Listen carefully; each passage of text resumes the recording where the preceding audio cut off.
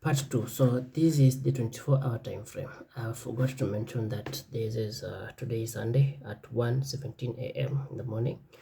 So this is Saturday's candle and this is Friday's candle. So the trade we took was around here in this candle here. So you can see that this candle here closed as a bearish engulfing candle.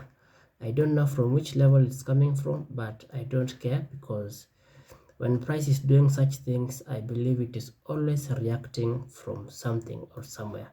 So this candle closing as a bearish in the 24-hour time frame or the daily time frame, it gave us an idea that the next day, which was yesterday, Saturday, would be a bearish day. So the goal is to look for sales on this candle, and you want to take trades as this candle is forming the high of the day. So you can see the high of the day was tapped into the midpoint of this engulfing pattern, and then price went flying lower.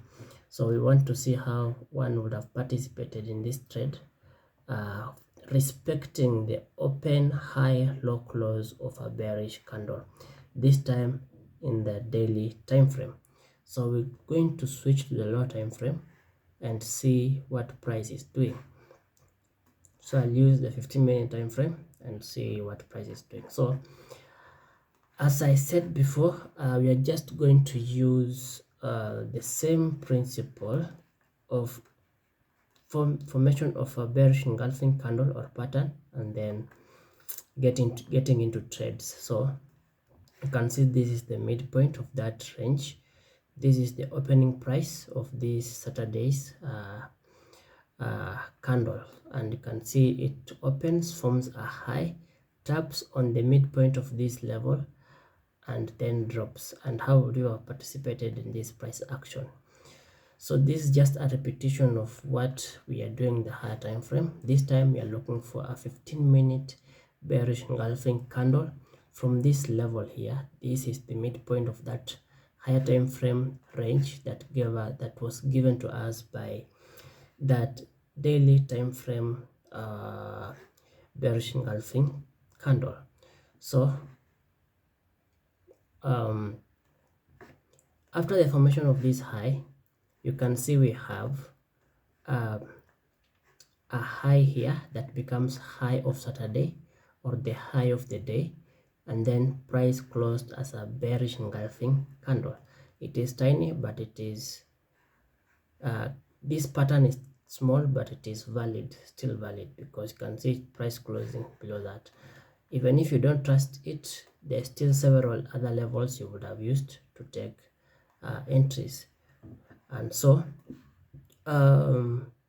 looking at this price action, you would have taken an entry in the 15-minute time frame immediately after the close of that candle, and then stop loss just above this high of the day, and we want to get a risk to reward ratio of 5R, something like that, right? Yeah. So the reason why I love using engulfing patterns is because you get tighter stop losses and very high risk to reward ratio. Yeah, so this is the opening price, and then the price forms the high of the day, which is the Saturday, and then you get into that trade after the formation of that bearish engulfing candle, and you fly with it to the lower side. You can see minimal retracement all the way to the lower side. Yeah, so that is how you would have participated in this price action. So again, the idea is higher time frame engulfing patterns give you bias, and lower time frame engulfing patterns give you entries with structured stop losses and high risk to reward ratio. So that is always the game you need to play. And when you're playing this game, remember that your risk to reward ratio works in your favor, even if your win rate becomes a very terrible win rate. And as I said, this can give a win rate of up to around 70%, but even if you have a bad month or a bad week that gives you a lower win rate of maybe 40%, your 5R works out in your favor at the end of the day, at the end of the week, or even at the end of the month. Yeah.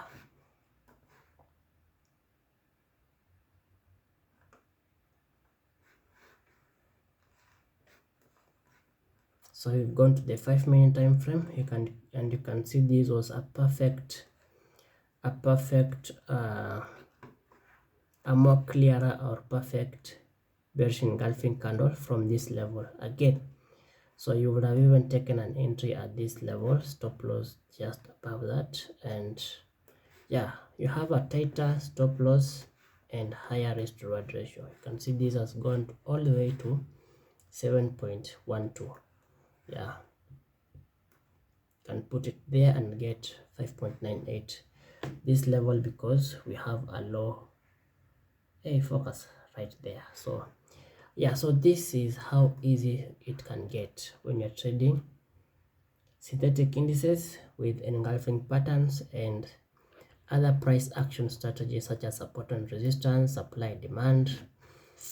You can also use indicators. I have done a video on RSI divergence. You can also do that. So ideally, the idea is use engulfing patterns to give you bias and engulfing patterns to give you entries, but you have to be supported by other price action strategies that you can choose to use. Yeah.